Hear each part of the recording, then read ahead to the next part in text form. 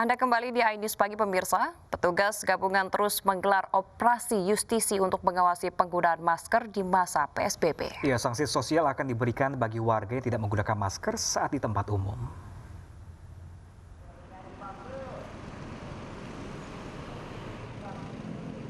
Operasi justisi digelar di Bundaran Hotel Indonesia, Jakarta Pusat Minggu pagi.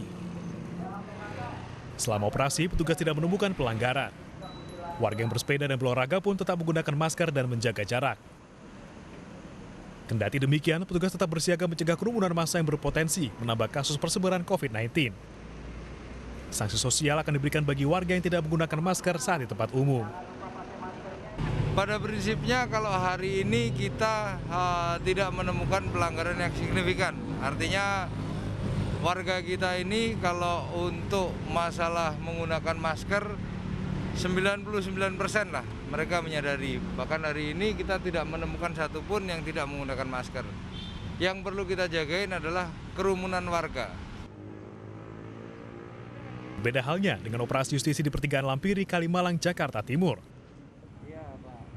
Masih ada warga yang tidak menggunakan masker serta angkutan umum yang melebihi kapasitas penumpang. Warga yang terjaring kemudian dikenakan sanksi sosial. Operasi justisi di 7 titik wilayah Jakarta terus dilaksanakan sebagai upaya pengendalian COVID-19. Tim Liputan iNews melaporkan. Sementara itu, tak terima anaknya terjaring razia operasi justisi protokol kesehatan COVID-19, seorang ibu mengamuk dan sebanyak 25 pelanggar protokol kesehatan tak memakai masker terjaring razia.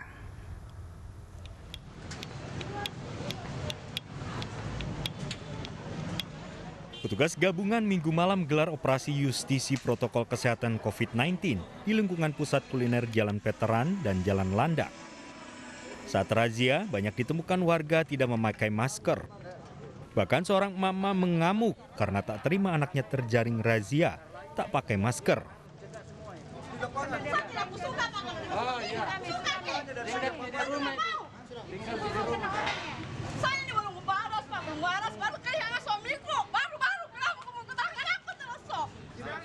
Razia yang berlangsung hampir 3 jam menemukan 25 pelanggar protokol kesehatan. Lihat banyak pusat kuliner. Ternyata yang kita masuki tempat-tempat rumah makan dan warkop ini banyak juga warga yang tidak membawa masker. Bukan tidak memakai masker, tidak membawa masker. Inilah yang tidak membawa masker kita beri sanksi. Pertama sanksi sosial. Operasi gabungan justisi 2020 protokol kesehatan masih akan gencar dilakukan pemerintah Kota Makassar dalam memutus mata rantai penyebaran. Betul, tapi kita tidak berinteraksi. Perorangan, tapi kan perorangan. Betul, saya kan tidak berinteraksi. Perorangan. Tapi kan Pak. Sementara itu seorang warga Karangasem, Bali protes setelah diberhentikan petugas gabungan karena kedapatan tak memakai masker saat mengendarai mobil di kawasan Jalan Gajah Mada, Amlapura. Ia berdalih, kunci dari penggunaan masker adalah interaksi, sementara ia sendiri di dalam mobilnya. Petugas menyatakan kendati tak berinteraksi dengan siapapun, pengendara wajib menggunakan masker agar droplet tak terciprat ke kendaraan. Dari Jawa Barat dan Bali. Sementara itu, pemirsa, Pemkot Surabaya menggelar rapid dan swab massal secara mendadak di Taman Apsari, Surabaya. Rapid dan swab tes dilakukan karena lokasi tersebut merupakan tempat berkerumun warga. Dibantu petugas gabungan, Wali Kota Surabaya Tri Risma hari ini membubarkan paksa kerumunan warga di Taman Apsari, Surabaya. Tri Risma geram karena di tengah ancaman COVID-19, taman masih jadi lokasi nongkrong warga.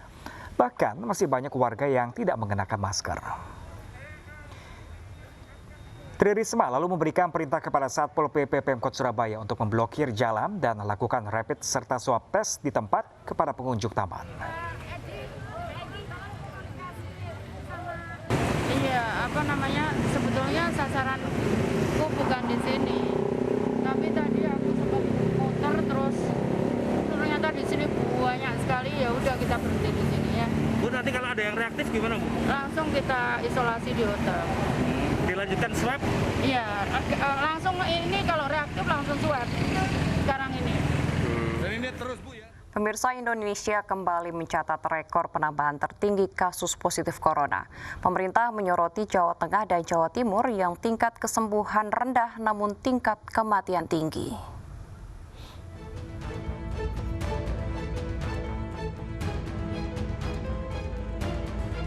Sabtu malam, Gubernur DKI Jakarta memantau tempat pemakaman umum Pondok Rangon, salah satu area pemakaman jasad pasien corona di ibu kota. Gubernur Anies mendapat laporan, lahan TPU Pondok Rangon tersisa 4.000 meter. Dalam hitungan kasar, hanya bisa menampung 1.000 jasad lagi. Tempat ini jadi saksi begitu banyak orang yang meninggal karena COVID di tempat ini. Jadi malam hari ini saya inspeksi, lihat saja dengan laporannya. Saya apresiasi pada kerja keras petugas-petugas kita yang bekerja siang malam. Petugas TPU Pondok Rangon sejak awal September memang harus bekerja siang dan malam. Jumlah kematian akibat corona di ibu kota kian hari kian bertambah. Pemerintah DKI Jakarta berharap warga tetap di rumah selama PSBB dan hanya pergi jika kebutuhan mendesak karena virus corona kembali mengancam. Sabtu kemarin, penambahan harian kasus positif corona di Indonesia kembali mencetak rekor 4.168. Pasien sembuh 3.500-an dan meninggal tembus 112 pasien. DKI Jakarta termasuk 8 provinsi yang menjadi fokus perhatian pemerintah pusat. Meski demikian, pemerintah menganggap ketersediaan rumah sakit di ibu kota sudah kembali meningkat dalam beberapa hari terakhir karena pasien corona sembuh juga bertambah. Saat ini, pemerintah justru menyoroti Jawa Tengah dan Jawa Timur karena tingkat kesembuhan rendah tapi tingkat kematian tinggi. Ada beberapa provinsi dengan recovery rate di bawah nasional rata-rata, yaitu Jateng, Sumut, Jabar, dan juga ada 2 provinsi dengan case fatality rate di atas rata-rata nasional, yaitu Jateng dan Jatim. Jika dibanding ibu kota, penambahan positif corona Jawa Tengah dan Jawa Timur memang lebih kecil. Tapi jumlah pasien sembuh dan meninggal dunia cukup signifikan. Sabtu kemarin, Jakarta bertambah 988 warga positif, sembuh 1.025, meninggal 10. Sementara Jawa Tengah, warga positif bertambah 271, sembuh 403, meninggal 40. Jawa Timur, warga positif bertambah 379, sembuh 429, meninggal 20.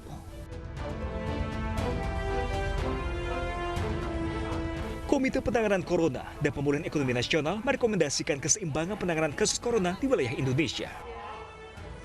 Tim Liputan iNews melaporkan. Pemirsa, MNC Group melalui MNC Peduli akan terus berupaya memutus mata rantai penularan virus corona. Ya, salah satunya dengan menyemprotkan cairan disinfektan yang terbukti dapat membunuh virus dan mikroorganisme.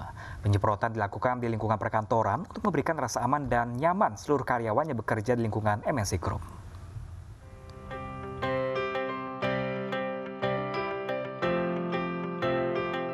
Klaster perkantoran menjadi salah satu penyumbang terbesar penularan virus corona di Jakarta.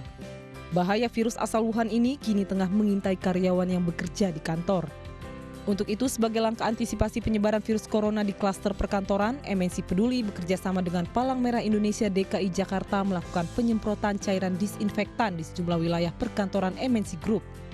Penyemprotan dilakukan di kantor MNC Group yang berada di MNC News Center, Kebon Siri, Jakarta Pusat, MNC Studios, dan Wisma Indovision di Jakarta Barat. Kegiatan ini dalam rangka ulang tahun ke-75 daripada PMI, dan tentunya kami terima kasih PMI telah melakukan penyemprotan di tempat kami, dan ini adalah bentuk kerjasama antara PMI dengan MNC Group dalam rangka menghindari penyebaran wabah COVID-19. PMI berharap perkantoran lain dapat mengikuti jejak MNC Group dalam upaya pencegahan virus corona. Ini merupakan klaster perkantoran yang memberikan teladan sebenarnya dan inspirasi bagi perkantoran lain, karena kita juga melihat di MNC ini ada beberapa kegiatan yang memang programnya serius untuk menanggulangi pandemi COVID-19. Memutus mata rantai penularan virus corona menjadi tanggung jawab semua elemen masyarakat, tak terkecuali MNC Group. Melalui beragam kegiatan dan program CSR MNC Peduli, MNC Group berkomitmen untuk terus berjuang melawan pandemi COVID-19. Tim Liputan iNews melaporkan.